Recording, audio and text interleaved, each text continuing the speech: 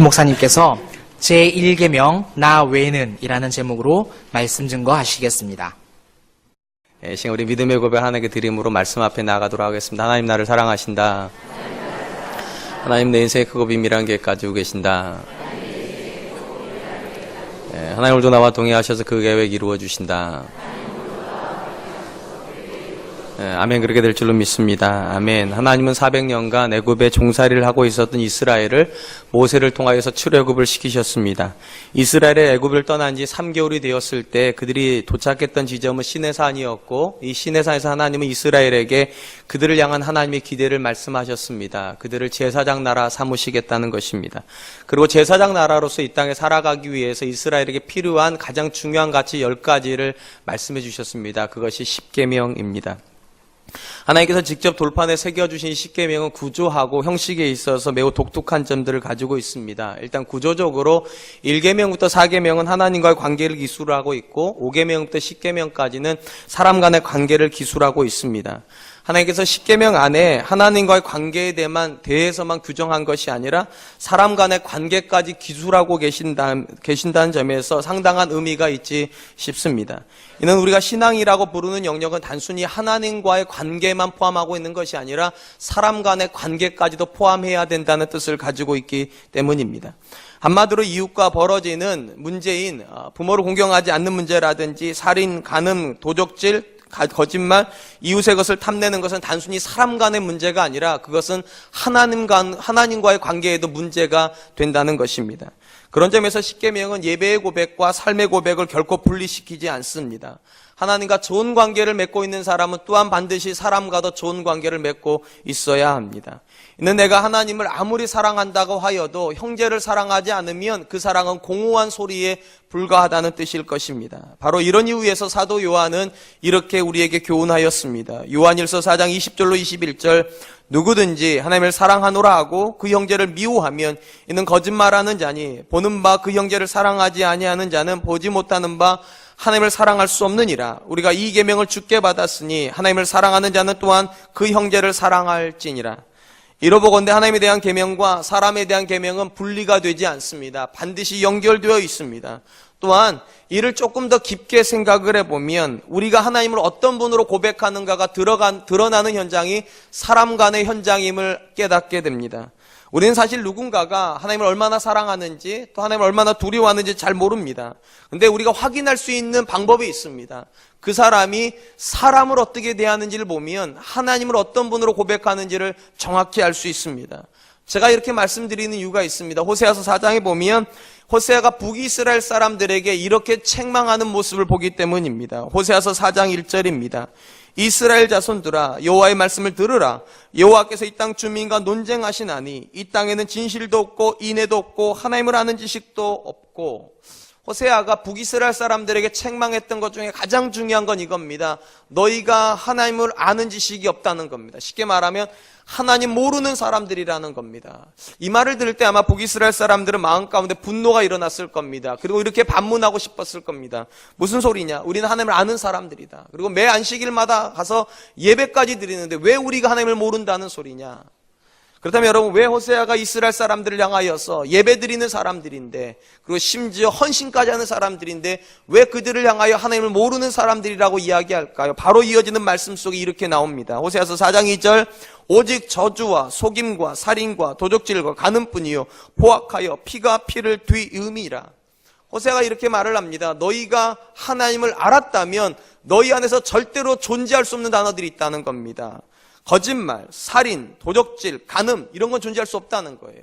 이 모든 건 다 어디에 해당됩니까? 십계명의 두 번째 뒤쪽에 해당되는 겁니다. 쉽게 말하면 앞쪽에 있는 계명을 지키고 있는 사람이란 반드시 뒤쪽에 있는 계명도 같이 가는 거지 앞쪽은 존재하는데 뒤쪽은 존재하지 않는 그런 거 있을 수 없다는 거예요. 하나님과의 관계는 반드시 사람과의 관계로 증명이 되어진다는 것입니다. 그러니까 너희 안에 속임수가 있고 살인이 있고 간음이 있고 탐욕이 있다는 말은 너희가 하나님을 모르는 사람이라는 뜻이라는 것입니다. 그러므로 십계명이 우리에게 주는 가장 중요한 교훈 중에 하나는 신앙의 고백과 삶의 고백은 분리될 수 없다는 것입니다. 하나님과 바른 관계는 필연적으로 사람을 사랑하게 만드는 것이기 때문입니다. 두 번째로 십계명이 가지는 특징은 하라는 말과 하지 말라고 하는 명령으로 구성되어 있다는 것입니다. 십계명이 10가지 계명인데요. 2가지만 하라는 계명입니다. 안식일을 거룩하게 지켜라, 부모를 공경하라. 그리고 나머지 8가지는 하지 말라에 대한 이야기입니다. 한마디로 하나님의 백성은 그가 가지고 있는 신앙의 고백에 영향을 받는 사람이어야 된다는 겁니다. 하나님을 믿는다고 하면 하나님 때문에 영향을 받아야 되고요. 그리고 하나님에 대한 신앙의 고백을 가지고 있으면 삶이 그 하나님의 신앙의 영향을 받아야 돼요. 그리고 영향을 받고 있는 게 가장 구체적인 모습이 무엇인가? 하나님 믿기 때문에 하는 일이 나와야 되고 하나님 믿기 때문에 안 하는 일이 나와야 된다는 겁니다. 이 2가지가 반드시 존재해야 된다는 것입니다. 최근에 우리 교회에서 사랑부와 청년대학부를 섬기고 있는 정호숙 강도사님께서 가벼운 차량 사고가 나셨습니다. 보다 정확히 말을 하면 강도사님께서 차량 사고를 내셨습니다. 접촉 사고가 났습니다. 다행히 큰 사고가 아니라 운전자와 합의를 하고 강도사님께서 그 여자 운전자한테 이렇게 말씀하셨답니다. 혹시 몸이 불편하시면 언제든지 병원 가시라고, 보험 처리해드리겠다고. 며칠이 지났는데 전화가 왔더랍니다. 여자분께서 이렇게 전화를 하셨대요. 몸이 조금 뻐근하긴 하다고. 근데 병원 갈 정도는 아니니까 걱정하지 마시라고. 그리고 사고 난 부분도 꼭 고쳐야 될 부분만 고치겠다고. 그리고 나머지 부분 혹시 또 나중에 들이받으면 그때 고치겠다고. 강도사님께 굉장히 은혜를 받았대요. 가난하시니까. 근데 더 감동받는 말이 그 다음 따라 나왔다는 거예요. 자기 이 마음이 언제 바뀔지 모르니까 지금 합의서를 자기가 직접 써가지고 지장까지 날인을 해서 스캔을 떠서 보내주겠다는 겁니다. 제가 확인했어요. 정말로 보내주셨어요. 그래서 강도사님께서 너무 감동을 받아서 이렇게 말씀하셨다는 거예요. 요즘 같은 세상에 이렇게 정직한 분을 만난다니 정말로 감사합니다. 그랬더니 그 다음 말이 더 감동이었답니다. 여자분이 이렇게 말씀하시더래요. 저는 교회 다닙니다. 그랬더니 강도사님께 또 이렇게 말씀하셨대요. 이런 상황에서 이렇게 말씀드린 건 뭐하지만 저도 교회에서 사역하는 강도사입니다. 얼마나 기분이 좋았으면요. 얼마나 감동스러웠으면. 사랑하는 성도 여러분, 우리가 교회 다니기 때문에 하는 행동이 있어야 됩니다. 교회 다니기 때문에 하지 않는 행동도 나와야 된다는 거. 그게 십계명의 정신이에요. 해야 될 것이 있고 하지 말아야 될 것이 있다. 하나님의 영광을 돌리는 일은 해야 된다는 거예요. 그러나 하나님의 영광을 가리는 일은 절대로 하면 안 된다. 그것이 십계명의 2번째 정신입니다. 그리고 3번째로 십계명이 가지고 있는 공통적으로 가지고 있는 형식의 특징이 있다면 십계명은 다 조건 없는 명령으로 구성이 되어 있다는 것입니다. 어려운 말로 이 조건 없는 명령을 정언명령이라고 부릅니다. 이 정언명령이라고 하는 말을 제일 먼저 쓴 사람은 칸트라고 하는 독일의 철학자입니다. 이 칸트라고 하는 사람이 이런 말을 했어요. 우리 정신세계에 주어지는 명령은 크게 2가지 명령이 주어진답니다. 하나는 정언명령. 이 정언명령이라는 뜻은 이런 것입니다. 명령 자체가 가치가 있어서 그것만으로 존재할 수 있는 명령이에요. 그 정언명령입니다. 가언명령이라는 것이 있답니다. 가언명령은 이런 겁니다. 명령 자체가 의미가 있는 것이 아니라 그 명령이 지켜져야지만 무언가가 이루어지는 명령이 있다는 거예요. 이 가언명령이 예를 들면 이런 겁니다. 날씬해지고 싶으면 다이어트를 해라. 이런 건 가언명령이에요. 그러니까 명령 자체는 다이어트 해라 쪽에 명령이 있지만 그게 핵심은 아니에요. 진짜 핵심은 앞에 있어요. 날씬해지고 싶다면. 이게 핵심이에요. 그러니까 이거를 얻기 위해서 다이어트를 하는 거예요. 이건 가언명령이에요. 그러니까 가언명령은 명령 자체의 목적이 있지 않아요. 여러분, 가언명령과 정언명령이 언제 차이가 나는가? 상황에 의해서 차이가 납니다. 예를 들면 가언명령 같은 경우 다이어트에 대한 명령을 다시 한번 생각해 보시기 바랍니다. 만약에 우리 중에 정말로 다이어트를 원하는 사람이랑 이 명령에 순종할 겁니다. 날씬해지고 싶다면. 근데 우리 중에는 날씬한 걸 싫어하는 분들도 계세요. 통통한 거 좋아하는 분도 계세요. 부정하기 싫겠지만. 그런 사람 같은 거 이런 명령 안 듣습니다. 난 통통한 게 좋은데 내가 왜 날씬해야 돼? 그러면 그런 명령 안 들어요. 심지어 스스로 자기가 날씬하다라고 생각하는 사람도 이 명령 안 듣습니다. 왜냐면 자기에게 해당 사항이 없으니까. 그러니까 가언명령은 사람 따라 지킬 수도 있고 안 지킬 수도 있어요. 구속력이 별로 없어요. 근데 정언명령은 다릅니다. 모든 사람에게 해당이 돼요. 모든 사람에게. 왜냐하면 그 명령 자체가 가치가 있기 때문에. 이 십계명 10가지는요, 모든 사람에게 가치가 있는 명령이에요. 해당 사항 없는 사람은 아무도 없다는 거예요. 조건이 없으니까. 예를 들면 우리 중에 뭐 부자가 될 사람 이렇게 하면 난 이미 부자인데 해당 사항 없을 거 아니겠습니까? 그렇게 되어 있지 않아요. 이 10가지 명령은 그 자체로 가치가 있기 때문에 시대와 상황과 여건과 상관없이 모든 사람이 지켜야 돼요.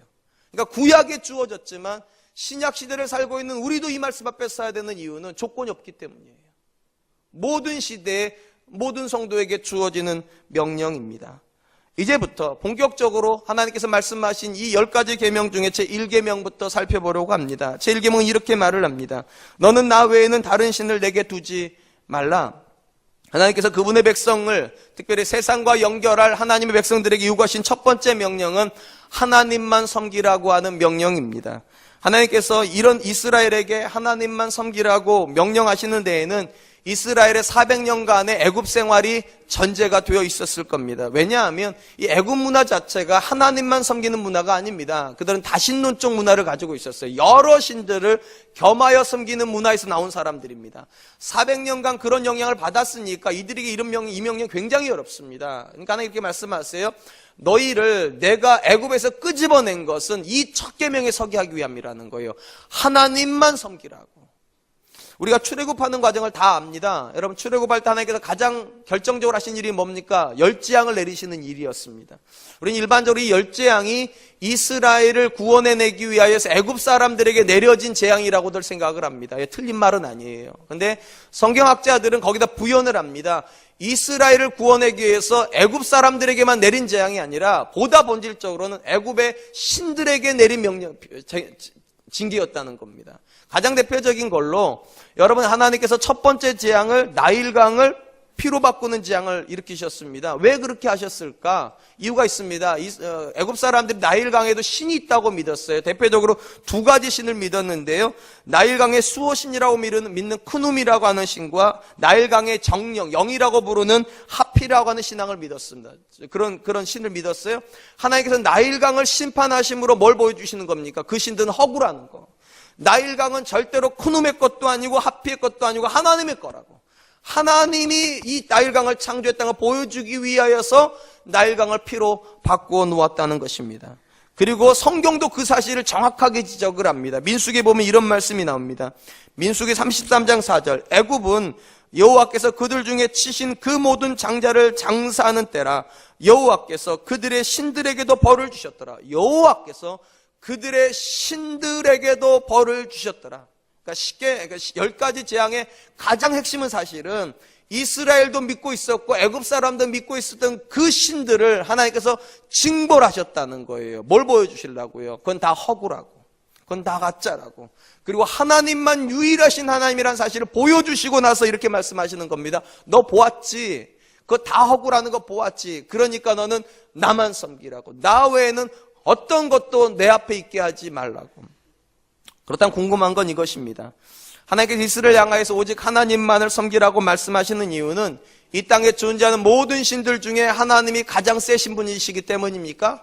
심지어 애굽에 있는 그 모든 신들이 다 힘을 모아도 하나님 한 분을 당할 수 없을 만큼 강력한 능력을 가지고 계신 분이니까 오직 하나님만 섬기라는 것입니까?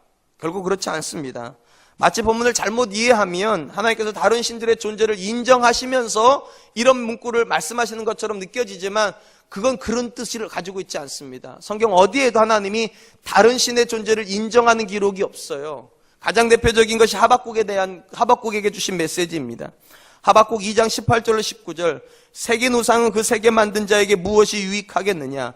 부어 만든 우상은 거짓 스승이라. 만든 자가 이 말하지 못하는 우상을 의지하니 무엇이 유익하겠느냐? 나무에게 깨라 하며 말하지 못하는 돌에게 일어나라 하는 자에게 화 있을진저. 그것이 교훈을 베풀겠느냐? 보라, 이는 금과 은으로 입힌 것인지 그 속에는 생기가 도무지 없느니라.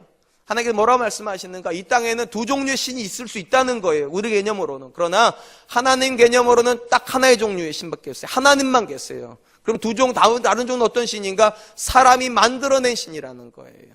돌을 새겨놓고 신이라고 부르고, 나무에다가 새겨놓고 신이라고 부르고, 금이랑 은으로 씌워놓고 신이라고 부르는 존재는 존재할지 모르지만 그건 다 헛거라는 거예요. 눈이 있어도 보지 못하고, 귀가 있어도 듣지 못하고, 입이 있어도 말하지 못하는 그런 우상은 신일 수 없다는 거예요. 오직 하나님만, 살아계신 하나님, 말씀하시고 인도하시고 보기도 하시고 들으시는 그 하나님을 너희가 보았다는 거예요. 그러면서 이렇게 말씀하세요. 나 외에는 다른 신이 존재하지 않으니까 내 앞에 다른 신을 두지 말라고. 근데 여러분 여기서 참으로 아이러니한 사실을 우리가 발견하게 됩니다. 하나님께서 이렇게 이스라엘에게 직접 보여주셨잖아요. 10장을 통하여서도 신은 존재하지 않는다는 거, 그리고 하나님만 유일한 살아계신 하나님이라는 거 보여주시고 제1계명에다가 아주 중요하게 나 외에는 다른 신들을 내게 두지 말라고까지 강조하셨는데 이스라엘 역사에서 제일 안 지켜진 계명이 1계명이라는 겁니다. 제일 안 지켜졌어요, 이게요. 그럼 왜 이 1계명이 이렇게 분명한데 확실한데 왜 안 지켜졌을까? 이유는 크게 두 가지에 있는 것 같습니다. 가장 먼저는 이방 나라들이 이스라엘 백성에게 매우 매력적이었기 때문입니다. 만약 이스라엘이 다른 이방 나라보다 더 강성하고 더 문화도 발달하고 더 부유하고 더 모든 면에서 나았다면 이스라엘이 이방 나라를 들여다볼 이유가 없어요. 그런데 안타깝게도 이스라엘 역사를 들여다보면 이스라엘이 잘 살던 시절보다는요, 이방 나라가 잘 살던 시절이 훨씬 많았습니다. 이방인들이 훨씬 강력한 군사력을 가지고 있었고요, 훨씬 부유했고요, 훨씬 넓은 땅을 차지하고 있었습니다. 누가 보아도 이방인들이 매력적이에요. 그러니까 이스라엘 사람들이 자꾸만 이방인들을 쳐다보기 시작해. 왜 저들은 저렇게 잘 살까? 왜 저들은 저렇게 많은 군사력을 가지고 있을까? 무엇이 저들을 저렇게 부유하게 만들었을까? 그리고 그 당시 문화 자체가 그 나라하고 그들이 믿는 신을 동격화시켰습니다. 쉽게 말하면 그 나라가 잘 산다는 것은 그 나라의 신이 힘이 있다는 거예요. 그러니까 이스라엘이 그러고 싶어서 그런 것이 아니라 마음이 빼앗기니까 정신이 따라가는 거, 영혼이 따라가는 거예요. 그러니까 이 1계명이 지켜질 수가 없는 거예요. 언제나 그들 눈에는 하나님께서 분명히 상식적으로는 존재하지 않는 신이라고 그랬는데 저들이 사는 삶을 보면 마치 신이 존재하는 것처럼 보여요. 그래서 그들의 신을 섬기기 시작했던 것입니다. 이걸 가장 잘 보여주는 사건이 성경에 하나가 있어요. 히스기야의 아버지인 아하스 때 있었던 사건입니다. 아하스가 왕으로 즉위하고 있었을 때 북이스라엘의 베가라는 왕과 아람의 르신이라고 하는 왕이 서로 연합을 하여서 남유다를 공격해 왔습니다. 이유는 간단했어요. 북이스라엘과 아람이 당시에 새로운 강국으로 부상하고 있었던 아수르에 대항하고 싶었습니다. 연합전선을 하는데 두 나라보다는 세 나라가 나을 것 같아서 남유다도 동참하라고 그랬습니다. 근데 남유다가 거절을 했어요. 그러자 북이스라엘과 아람의 두 왕이 연합을 해서 남유다를 공격해 버립니다. 이때 남유다의 왕이었던 아하스가 어떻게 하는가? 은금을 보내가지고 누구에게 요청을 하냐면 아수르에게 달라붙습니다. 도와달라고. 다행인 건 아수르가 도와줍니다. 그래서 군대를 파견해가지고 이스라엘 공격하고 있었던 아람을 공격합니다. 이렇게 해서 군사들이 뒤로 다 빠져나갑니다. 그래서 남유다가 평안을 유지해요. 그러니까 남유다 입장에서는 굉장한 은인이 아수르가. 그러니까 이 아하스가 어떻게 합니까? 직접 아수르로 올라갑니다. 사신으로 올라가서 감사를 표해요. 가가지고 그가 깊은 감동을 받습니다. 뭐에 감동을 받는가? 그들이 섬기는 신에게 감동을 받습니다. 그리고 그들이 신에게 바쳐드리는 그 제단을 보고 깜짝 놀라요. 너무 화려하니까. 그래서 어떻게 하는가? 거기 보자마자 식양을 그렸다고 돼 있어요, 성경에. 식양을 그려가지고 남유다에 보냅니다. 우리야라고 하는 제사에 보내가지고 내가 가는 동안에 이대로 만들어 놓으라고, 제단을. 여러분, 이스라엘에도 제단이 있었어요. 누가 만들어 놓은 제단이요? 하나님이 제단 해주신 제단이요. 하나님이 식양까지 그려주신 제단이 있었는데 놀랍게도요, 아하스 왕 눈에는요, 하나님이 주신 것보다 그들의 것이 더 멋있어 보였어요. 더 크고 더 화려했어요. 그래서 하나님의 제단을 북쪽으로 올리고 그 자리에다가 이방 제단을 갖다 놓습니다. 그리고 이렇게 말을 해요. 하나님께 드리는 모든 제단은 여기서 드리라고, 제사는. 여러분, 이게 참 아이러니예요. 거꾸로 돼야 되는 거잖아요, 사실은요. 이방인들이 와가지고 하나님의 제단을 보고서 감동받고 자기들의 제단을 바꿔야 되는 거잖아요, 상식적으로. 아니에요? 그런 거잖아요. 근데 어찌된 일인지 하나님만 섬기라고 하는 사람들 눈에 보니까 이방인들이 더 화려해 보여요. 더 좋아 보여요. 그리고 마치 그들의 신이 더 힘있어 보여요. 그러니까 하나님께도 이렇게 큰 제단을 갖다 놓고 예배드리면 하나님께 우리를 더 많이 도와주실까 봐 그렇게 바꾸었다는 것입니다. 이러보건대 여러분, 하나님을 섬기는 일에, 하나님만 섬기는 일에 실패했던 가장 중요한 이유는 존재하지 않는 신인데 마치 존재하는 것처럼 보이는 현실이에요. 분명히 우리에게만 하나님이 계셔야 되는데 어찌된 일인지 우리보다 더 강력한 신들이 저들 안에 있는 것 같아요. 그리고 그 강력한 신이 저들을 부욕해 하는 것 같아요. 마음을 자꾸만 빼앗겨 버려요. 그러면 1계명이 사라져 버려요. 사랑하는 성도 여러분, 왜 우리가 하나님을 믿는 것, 그분만을 섬기는 것에서 늘 어려움을 겪을까요? 만약 하나님만 믿는 사람이 형통하고 하나님만 믿는 사람이 성공한다면, 그리고 하나님 믿지 않는 사람들은 피폐해진다면 신앙은 굉장히 쉬울 겁니다. 근데 신앙이 왜 어려운 줄 아십니까? 정반대인 일이 벌어지기 때문이에요. 하나님만 믿고 있는 우리보다 하나님을 믿지 않고 심지어 하나님과 다른 걸 겸하여 섬기는 사람들이 더 잘 되는 것처럼 보입니다. 더 성공하는 것처럼 보여요. 더 높이 올라가고 더 많은 것을 가져요. 그러니까 왠지 내 신앙이 초라해요. 내가 뭘 잘못 믿는 것 같아요. 그러나 사랑하는 성도 여러분, 절대로 그렇지 않아요. 원래부터 신앙은 그런 모습이었어요. 여러분, 예수님께서 공생애를 시작하셨을 때 마귀가 다가와가지고 세계 시험을 했죠. 그 세계 시험 중에 세 번째 시험이 가장 큰 핵심입니다. 이렇게 유혹을 합니다. 마태복음 4장 8절로 9절, 마귀가 또 그를 데리고 지극히 높은 산으로 가서 천하만국과 그 영광을 보여 이르되 만일 내게 엎드려 경배하면 이 모든 것을 내게 주리라. 여러분, 놀라워요. 이게 정말로 놀라워요. 여러분, 하나님은 한 번도요 그분의 성도에게 세상을 주겠다고 얘기하신 적이 없어요. 근데 마귀는 거침이 없어요. 세상을 주겠대요. 세상을요. 모든 것을 주겠대요. 여러분, 이게 우리가 생각해 마귀가 더 위대해 보이지 않습니까? 세상을 주겠다는데, 우리가 얻고 싶은 그 세상을 주겠다는데, 하나님은 주시지도 않는 세상인데, 여러분, 왜 하나님 세상을 주지 않을까요? 이유가 있죠. 세상보다 더 크신 하나님을 주셨기 때문이죠. 근데 우리는 자꾸만 하나님보다 세상이 더 크다고 생각하니까 세상을 얻고 있는 그들이 더 위대해 보여요. 세상을 누리고 있는 그들이 더 근사해 보여요. 그러니까 우리 마음을 자꾸만 빼앗기는 거예요. 그들에게 더 큰 신이 있는 것처럼 생각되니까. 그러므로 사랑하는 성도 여러분, 우리 주변에는요 하나님 없음에도 불구하고 세상 신이 존재하는 것처럼 보이는 것처럼 사는 사람들이 많습니다. 왜냐하면 마귀는 그런 권세를 주기 때문에요. 정말로 세상을 얻을 능력을 주기 때문에요. 세상을 지배할 수 있는 그런 간사함을 주기 때문에 그들이 우리보다 높이 올라가요. 그럼에도 불구하고 우리는 이 일계명에 서야 돼요. 나 외에는 다른 신을 내게 있게 하지 말라고. 왜 그렇습니까? 이 명령이 정언 명령이기 때문이에요. 다시 돌아가면 정언 명령이에요. 무슨 말인가 여러분? 우리가 더 성공하기 위해서 하나님 믿는 거라면 더 성공한 사람을 보면 하나님 버려야 돼요. 맞아요. 근데 이건 정언 명령이니까 조건이 없어요. 성공하기 위해서 하나님 믿는 거 아니에요. 사랑하는 성도 여러분, 행복하려고 하나님 믿는 거 아니에요.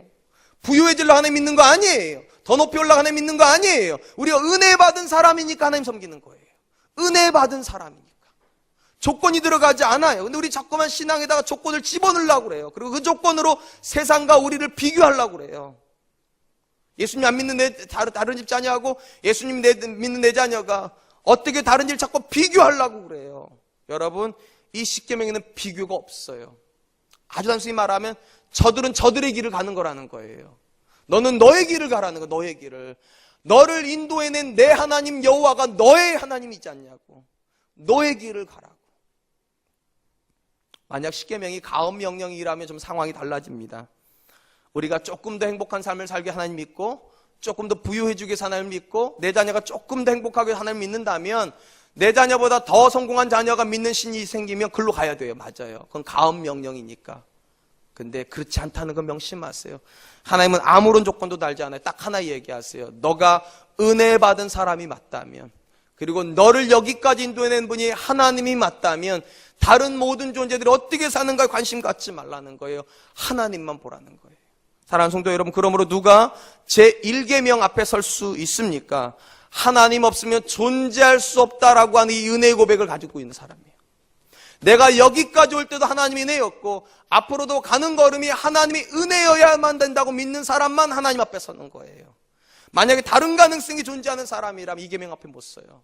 쉽게 말하면 지금까지 나름대로 내가 열심히 살아서 여기까지 왔는데 하나님이 조금만 더 도와주시면 더 열심히 갈 것 같다.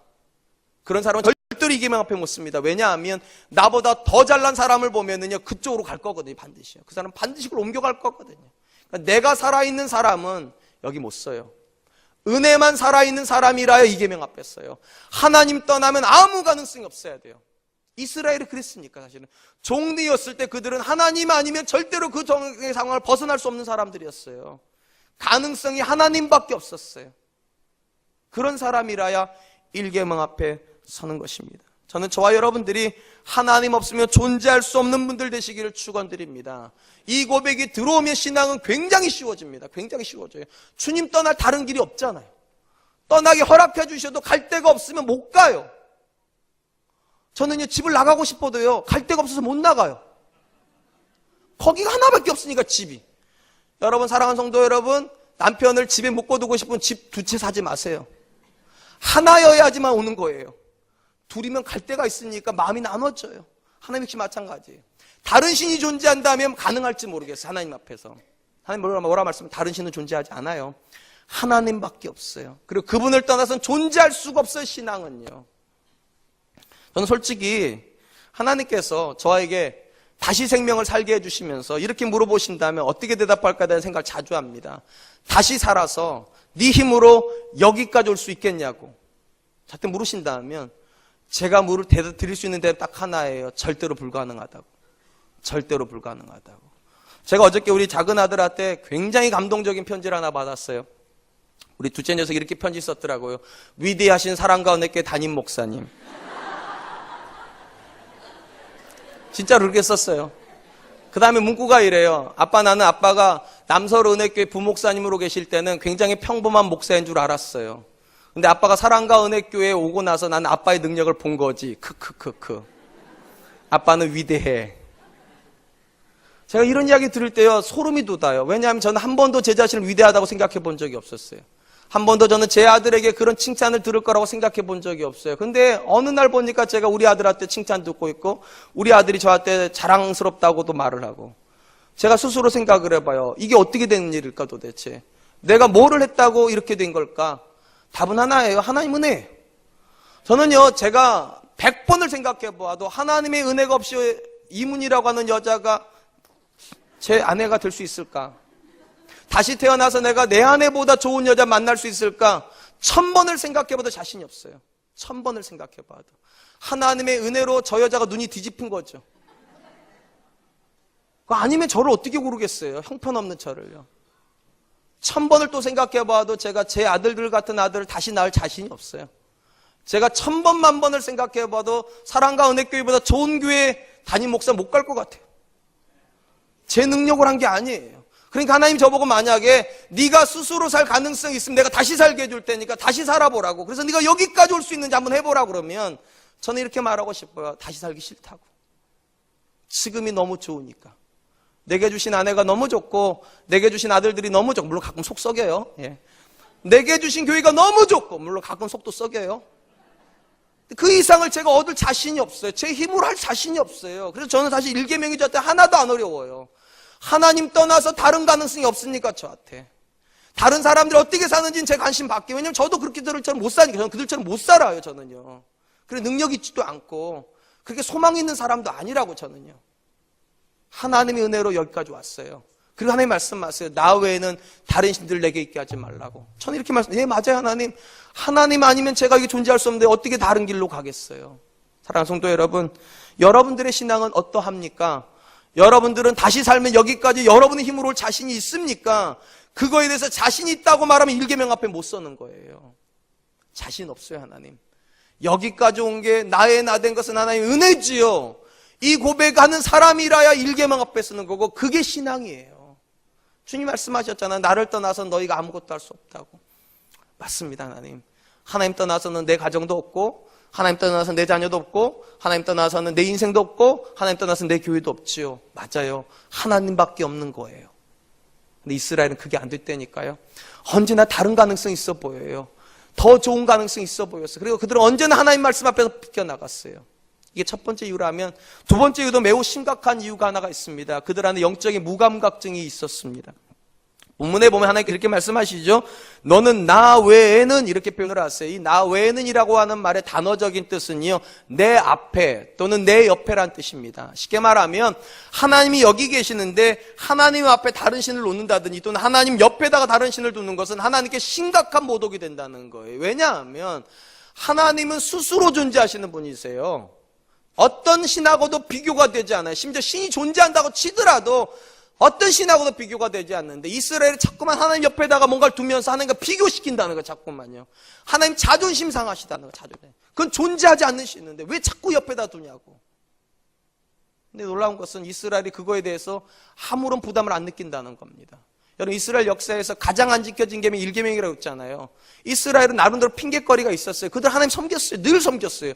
한 번도 안 섬긴 적이 없어요. 근데 문제는 늘 하나님도 섬겼어요. 하나님만 섬겨야 되는데 하나님도 섬겼어요. 하나님도 섬긴 거 옆에다 바알을 두고요. 하나님도 섬기고 옆에다 아세라를 두고요. 하나님도 섬기고 옆에다 몰록을 두고요. 늘 옆에다가 뭔가를 두고서 하나님을 섬겼지. 하나님 앞에 하나님 앞에 다 치우고 하나님만 섬긴 적은 없었어요. 그다음 왜 그랬을까? 이유는 매우 간단하다니까요. 그 당시 문화 자체가 다신론적 문화였다니까요. 다른 모든 이방 사람들 그게 문제가 되지 않았어요. 다 그들은 그렇게 했으니까 필요에 따라서 10가지 신도 섬기고 100가지도 섬겨서 필요에 따라서 자기가 필요하면 그렇게 섬겼어요. 그러니까 이스라엘 입장에 볼 때는 다른 나라들도 다 가능하면 우리도 가능해야 되는 거 아닌가? 다른 나라들도 아무 문제가 없는데 다른 신들도 아무 문제가 없는데 굳이 우리 하나님만 그러신다고 굳이. 그러니까 무감각해요. 무감각해. 저들이 그렇게 하니까 나도 그렇게 해도 되는 거지. 근데 여러분 이 무감각한 상태에다가 제동을 건 사람이 한 사람이 있어요. 그 사람은 엘리야라고 하는 사람이에요. 엘리야가 이스라엘 향하여서 이렇게 선언을 하죠. 열왕기상 18장 21절 엘리야가 모든 백성에게 가까이 나아가 이르되 너희가 어느 때까지 둘 사이에서 머뭇머뭇하려느냐. 여호와가 만일 하나님이면 그를 따르고 바알이 만일 하나님이면 그를 따를지니라. 아니 백성이 말 한마디도 대답하지 아니하니라. 무슨 말인가? 이스라엘 사람들은요 아무 감각 없이 바알로 갔다가 하나님으로 갔다가 아세라로 갔다가 하나님 갔다가 아무 문제가 없었다는 건데 엘리야 눈에는 그건 정말로 안 되는 거라는 거, 불가능하다는 거예요. 아니 하나님이면 하나님만 섬기든지 바알이 하나님이면 바알만 섬기든지 왜 둘이 왔다 갔다 하냐는 거. 왜 왔다 갔다 하냐고. 여러분 엘리야가 활동하던 시절은요 북이스라엘에서 우상숭배가 가장 극대화되던 시절입니다. 이 우상숭배하고 관련이 있던 사람이 이세벨이라고 하는 여자예요. 이 여자가 북이스라엘로 시집 오면서부터 바알과 아세라 종교가 퍼지기 시작했습니다. 어느 정도 퍼졌는가를 알려주는 숫자가 거기 나와요. 바알의 선지자 450명, 아세라 선지자 400명. 여러분 우리 이걸 그냥 읽지만 상식적으로 생각해 보세요. 하나님께서 그분의 백성으로 세우기 위하여서 선택하신 이스라엘 안에 하나님 믿는 사람이 아니라 바알과 아세라를 믿는 사람이 850명이라고도 놀랄 일이에요. 근데 여러분 이거 850명이 아니에요. 선지자 850명이에요. 그러면 여러분 선지자를 따르는 사람이 얼마나 많았다는 거예요. 그 850명이 먹고 살 정도가 됐으니까 이 정도 부흥한 거 아니에요? 얼마나 많은 숫자겠어요? 몇만 명을 헤아리겠죠. 몇백만이 될지도 모르겠어요. 그 정도로 타락했다는 거예요. 그럼 왜 이게 이렇게 극도로 타락하는 겁니까? 그들의 영적인 무감각증이에요. 그래도 된다는. 하나님도 섬기고 바알 섬겨도 된다는, 바알도 섬기고 하나님도 섬기고 아세라도 섬기고 된다는 이런 영적인 무감각증이 그들 안에 있었다는 거예요.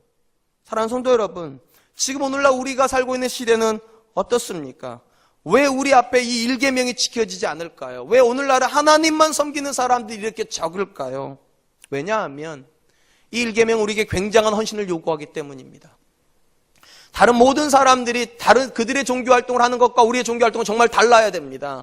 저들은 적당한 선에서 모든 걸 섬겨도 돼요. 돈도 섬기면서 불상을 섬겨도 되고 쾌락을 즐기면서 그들의 신을 섬겨도 돼요. 그런데 기독교는 불가능해요. 그게요. 하나님만 섬겨야 돼요. 대단한 헌신을 요구해요. 그러니까 한마디로 말하면 기독교는 절대로 쉬운 종교가 아니에요. 아무나 믿을 수 있는 종교가 아니죠. 여러분 예수님께서요 제자들 부르실 때 아무나 오라고 그랬습니까? 5,000명이 쫓아다니는데 5,000명을 다 데리고 다니시지도 않으셨어요. 딱 12명 꼽았어요. 존재 조건이 있었죠. 아무든지 나를 따라오거든 자기를 부인하고. 무슨 말입니까? 하나님 앞에 잘 나서면 안 된다는 거예요. 하나님만 있어야 된다는 거예요. 그리고 그것이 얼마나 고통스러운가? 십자가를 지는 것처럼 고통스럽다. 기독교는 어려운 종교입니다. 힘든 종교예요. 근데 여러분 우리 중에 그렇게 생각하는 사람 한 명이라도 있습니까? 기독교가 어렵다고, 신앙이 어렵다 생각하는 사람 한 사람이라도 있습니까? 아니죠. 요즘은 신앙을 너무 쉽게 생각하죠. 심지어 집에서 텔레비전 보면서도 그거를 신앙생활을 생각을 해요. 설교 방송 듣고 있으니까 내가. 그렇지 않아요. 사랑하는 성도 여러분, 신앙은 매우 어려운 겁니다. 하나님만 섬겨야 되는 시대의 조리를 거슬러 가는 거예요. 근데 여러분 왜 이렇게 오늘날 기독교가 이렇게 쉬워졌을까요? 아무나 와서 아무나 믿어도 되고 아무나 신앙생활을 되는 그런 종교가 되었을까요? 이유는 매우 간단해요. 이스라엘에 살던 시대는 가나안이라고 하는 이방인들이 있었고요. 오늘날 우리가 살고 있는 이 땅에는 세상이라고 하는 실체가 있어요.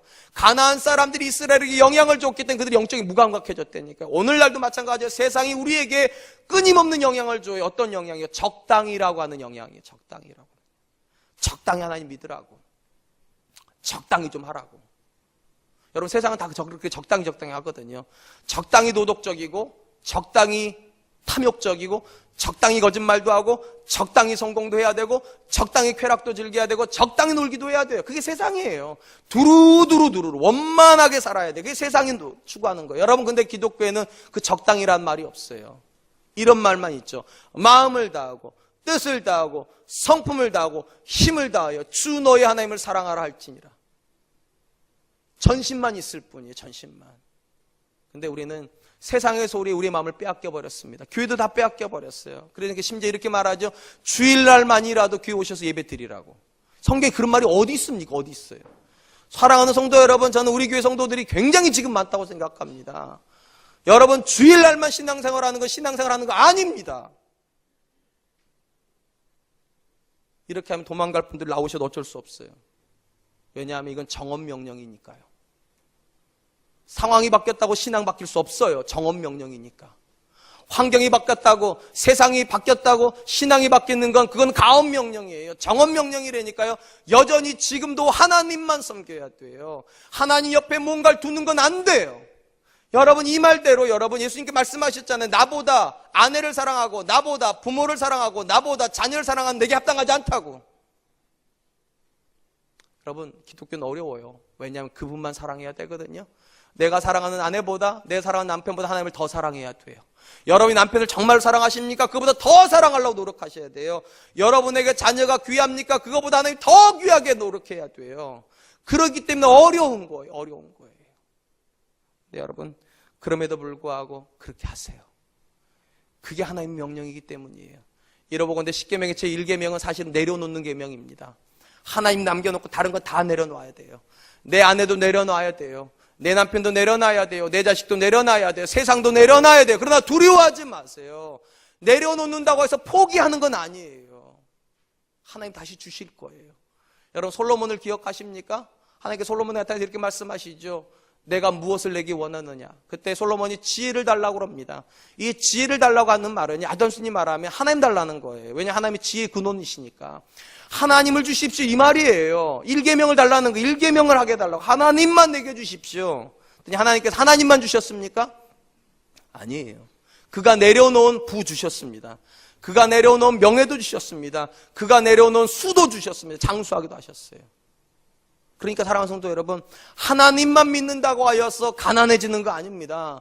하나님만 믿는다고 해서 내 아내가 나 싫어하는 거 아닙니다. 하나님만 믿는다고 해서 내 자녀가 잘못되는 거 아니에요. 이렇게 믿으셔야 돼요. 하나님만 믿는다는 것은 하나님이 주신 아내를 만나는 것이고, 하나님이 주신 자식을 만나는 것이고, 하나님이 주신 부요를 누리는 것이고, 하나님이 주신 명예를 누리는 거예요. 내가 명예 만드는 거 아니에요. 내가 부를 만드는 거 아니에요. 하나님이 은혜로 주실 걸 믿고 기다리는 것, 그것이 하나님만 믿는 거예요. 그러므로 저는 저와 사랑하는 사랑하는 성도님들에게 하나님만 남기를 축원드립니다. 아무리 생각해봐도 저들이 믿는 방식으로 우리가 믿는 데는 소망이 없어요. 성경은 그것을 지향하지 않아요. 그러므로 이 자리에 계신 사랑하는 성도 여러분, 저들이 믿는 방식으로 신앙생활 하려고 하지 마세요. 일주일에 한 번 1시간 와가지고 예배 드렸다고 여러분 신앙인 아니에요. 이 말씀에 헌신하지 않는 한 신앙인 아니에요. 하나님에게 전심을 쏟고 있지 않으면 신앙인 아니에요. 저는 이 1계명이 이번 한 주간 우리 마음을 울릴 수 있기를 축원드립니다. 이제 말씀을 맺겠습니다. 하나님은 10계명의 제1계명을 매우 부담스러운 계명으로 주셨습니다. 우리 삶의 다른 가능성은 다 제해버리고 하나님만 있어야 된다는 건 굉장한 부담일 수밖에 없습니다. 그렇다면 여러분, 왜 하나님께 이렇게 부담스러운 계명을 제1계명 맨 앞에다 놓으셨을까요? 이유가 있어요. 1계명이 지켜지면 나머지 9개는 자동으로 지켜집니다. 하나님밖에 없는 사람이요, 하나님이라고 하는 가능성밖에 없는 사람이 하나님 떠나는 다른 일 할 수 있습니까? 하나님을 떠나는 부모를 저주하고 살인을 저지르고 간음을 저지르고 도적질을 하고 탐욕을 부리는 그런 일 할 수 있냐고요. 하나님 떠나서 다른 데로 갈 수 있으면 그거 가능해요. 하나님을 떠나면 안 된다고 생각하는 사람 그거 못합니다. 절대로 못해요. 하나님 무서워서 못해요. 하나님 무서워서. 그래서 1계명이 제일 중요해요. 사실은요. 내 인생에 하나님만 계시면 나머지 건 쉽게 포기가 됩니다. 나머지 건 쉽게 순종이 돼요. 저는 우리 사랑과 은혜교회 성도님들이 하나님만 섬긴다는 것이 부담이 안 되었으면 좋겠어요. 마음에 당연히 이래야 될 것 같아요. 그렇지, 내가 여기까지 온 거 하나님 때문이고 앞으로도 내가 살아갈 수 있는 힘은 하나님으로밖에 오지 않는데 내가 어떻게 하나님을 떠날 수 있겠어? 맞아. 하나님으로만 살아야지. 하나님만 붙잡고 살아야지. 이번 한 주간 그런 고백으로 하나님께 나갈 수 있는 저와 여러분 되시기를 주님의 이름으로 축원드리겠습니다. 지금 우리 하나님께 찬양 드릴 텐데 부흥이라고 하는 찬양입니다. 이 찬양 가사가 굉장히 의미가 있어요. 이 땅의 황무함을 보소서. 여러분 사실 이 땅이 굉장히 부유하지 않습니까? 굉장히 화려하지 않습니까? 그런데 이 찬양을 쓴 가사자가 이렇게 씁니다. 이 땅이 황무하다고. 왜 황무한 줄 아세요? 하나님이 앉아 계셔야 될 자리에 너무 많은 것들이 그 자리를 차지하고 있기 때문이에요. 그리고 이렇게 말합니다. 부흥을 달라고. 여러분 뭐가 부흥입니까? 기본으로 돌아가는 게 부흥이에요. 여러분 우리가 바른 자리로 돌아가는 게 부흥이에요. 하나님이 내 인생에 그분으로만 존재하시는 거, 그분의 이름만 높아지는 거, 내가 그 일에 헌신하는 거, 그게 부흥인 줄로 믿습니다. 이 시간에 찬양 드리면서 하나님 나도 그런 인생 살게 해주시옵소서. 하나님께 찬양합니다. 이 땅의 황무함을 보소서. 하늘의 하나님 긍휼을 베푸시는 주여, 우리의 죄악 우리의 죄악 용서하소서. 이 땅 고쳐주소서. 이제 우리 모두 하나 되어 이 땅에 무너진 기초를 다시 쌓을 때 우리의 우상들을 태우신 성령의 불 임하소서. 부흥의 불길 타오르게 하소서. 진리의 말씀 이 땅 새롭게 하소서. 은혜의 강물 흐르게 하소서. 성령의 바람 이제 불어와. 오 주의 영광 가득한 새날 주소서. 오 주님 나라 이 땅에 임하소서. 부흥의 불길 타오르게 하소서. 부흥의 불길 타오르게 하소서. 진리의 말씀 이 땅 새롭게 하소서. 은혜의 강물 흐르게 하소서. 성령의 바람 이제 불어와. 오 주의 영광 가득한 새날 주소서. 오 주님 나라 이 땅에 임하소서. 눈을 감아 보시겠습니까? 여러분, 하나님 앞에 여러분을 세운다면 과연 이 계명은 여러분 앞에 부끄러움이 되지는 않겠습니까? 과연 여러분은 정말로 세상 사람들이 뭐라고 말하든 오직 하나님만 바라고 세상 사람들이 어떻게 믿든 상관없이 정말 전심으로 하나님만 믿고 있습니까?